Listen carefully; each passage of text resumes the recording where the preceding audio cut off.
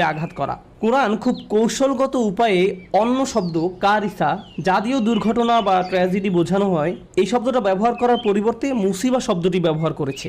এই মুসিবা শব্দটি ব্যবহার করার মাধ্যমে কোরআন ইঙ্গিত করছে যে যে বিপদ আপদে আঘাত হানুক না কেন তা আসলে একটি লক্ষ্যে আঘাত হেনেছে। তাই যে বিপদই ঘটুক না কেন তা আসলে অপ্রত্যাশিত কোনো ঘটনা নয়। এই ঘটনাটি আমার সাথে কেন ঘটলো এমন প্রশ্ন করা অর্থহীন, কারণ এই ঘটনাটি আপনার সাথেই ঘটার কথা ছিল। আবার যদি প্রশ্ন করেন এখন কেন ঘটলো, উত্তর হলো অন্য কোনো সময় এটি ঘটার কথা ছিল না। তা আমাদের জীবনে যেসব বিপদ আপদ ঘটে তার জন্য কোরআনে এমনই একটি পরিভাষা ব্যবহার করা হয়েছে, আর জীবন এ ধরনের মুসিবতে পরিপূর্ণ।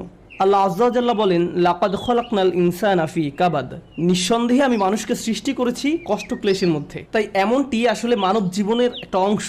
প্রসঙ্গত, এই সমস্ত মুসিবতের প্রকৃতি কেমন? একদিকে আমরা শুধু প্রাকৃতিক দুর্যোগ যেমন ঘূর্ণিঝড়, ভূমিকম্প